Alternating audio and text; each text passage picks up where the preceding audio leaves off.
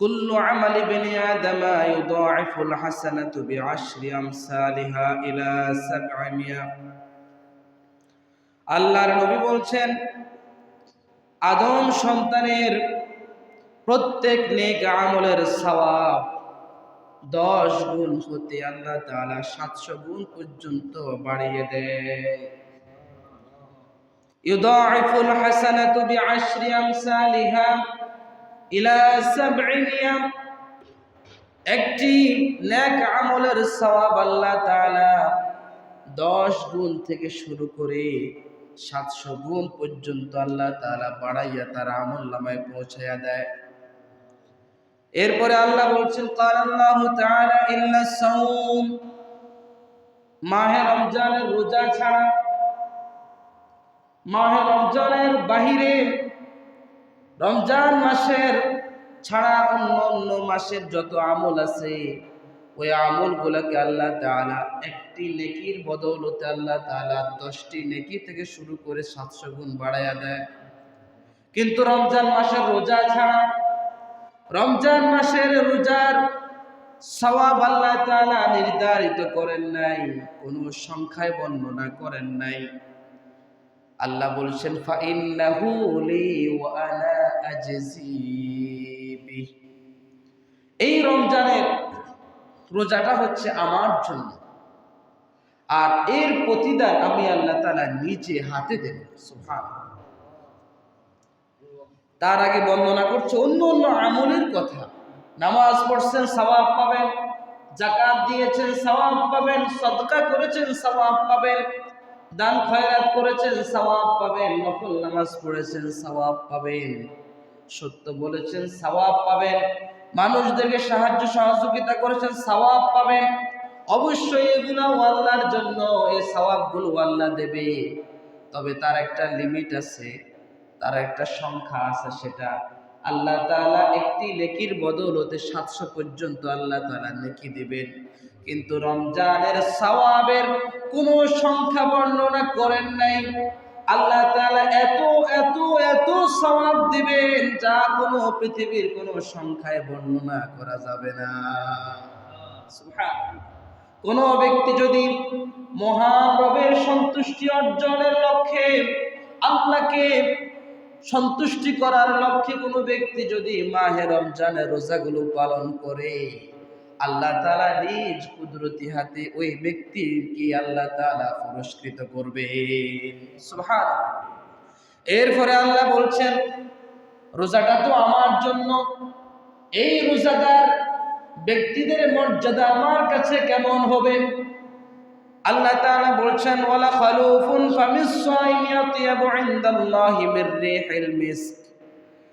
যখন আমার বান্দারা রোজা রাখে, দীর্ঘক্ষণ উপবাস অনাহার, না খাওয়া না দাওয়ার মধ্যে থাকার কারণে তাদের মুখের মাঝে এক ধরনের দুর্গন্ধ সৃষ্টি হয়, যা মানুষের কাছে সেটা সবচেয়ে বেশি নিকৃষ্ট, ঠিক কিনা? কোন ব্যক্তির মুখের দুর্গন্ধ কারো কাছে প্রিয় নয়, সবচেয়ে বেশি নিকৃষ্ট, সবচেয়ে বেশি ঘৃণিত, কষ্টের কারণ, কারো কাছে সেটা প্রিয় নয়। কিন্তু আল্লাহ তাআলা বলছেন, একজন মাহে রমজানের রোজাদারদের মুখের দুর্গন্ধ পৃথিবীর কারো কাছে অপ্রিয় হলেও ওই ব্যক্তিটার মর্যাদা পরে বর্ণনা করছেন, শুধু তার মুখের দুর্গন্ধটা আল্লাহ তাআলার কাছে জান্নাতের মিশক আম্বরের চাইতে অধিক পবিত্র বলে মনে হয়। সুবহানাল্লাহ। এবারে চিন্তা করতে পারেন, পৃথিবীর মাঝে যাকে আমরা সবচেয়ে নিকৃষ্ট মনে করি, সবচেয়ে অপ্রিয় মনে করি, শুধু কেবলমাত্র রোজা রাখার বদৌলতে তার মুখের দুর্গন্ধটাও আল্লাহর কাছে অধিক প্রিয় হয়ে যায়। সুবহানাল্লাহ। কি নিয়ামত! যারাই বুঝেছে তারাই মানতেছে।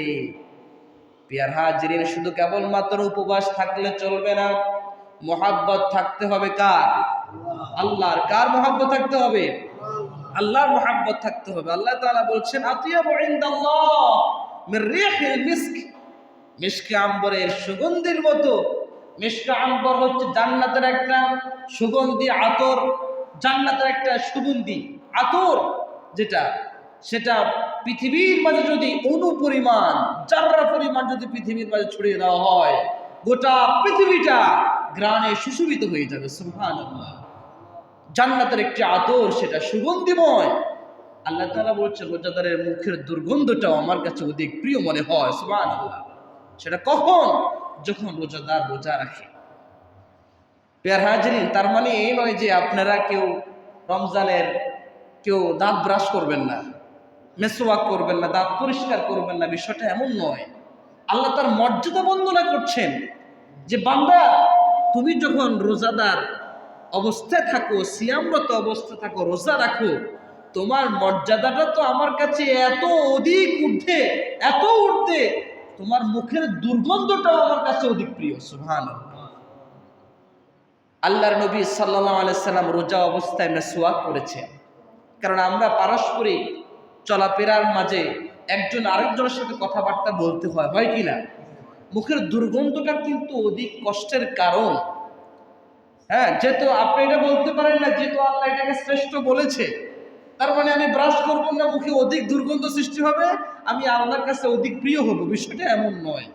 আল্লাহ রোজাদারের মর্যাদা বন্দনা করার ক্ষেত্রে আল্লাহ আপনার একটা তুচ্ছ বিষয়টাকে আল্লাহ অধিক গণ্য করেছে। কিন্তু আপনাকে আমাকে প্রতিদিন প্রতি ওয়াক্তে মেসওয়াক রাখতে হবে, মেসওয়াক করতে হবে।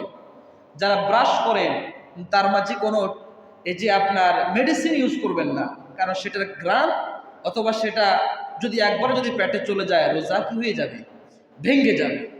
খালি ব্রাশ করবেন, মেডিসিন ছাড়া কি করবেন? কথা বলে না।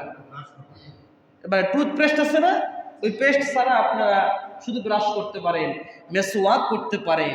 মেসওয়াক করলে সওয়াব আছে, এটা রাসূলুল্লাহ সুন্নাহ। আর মাহে রমজান একটি সুন্নাত কিসের সমান? ফরজের সমান। সুবহানাল্লাহ, সুবহানাল্লাহ। একটি সুন্নাত ফরজের সমান। আর এই সময়টা কতক্ষণ পর্যন্ত? মাত্র একটি মাস। বছরের কোনো দিনে কোনো মাসে রমজান ছাড়া একটা সুন্নাত একটা ফরজের সমান আল্লাহর নবী বলেন নাই। আল্লাহ তাআলা এই মর্যাদা দেন নাই, শুধু রমজানে দিয়েছেন, একটি সুন্নতকে একটি ফরজের সমান দিয়েছেন।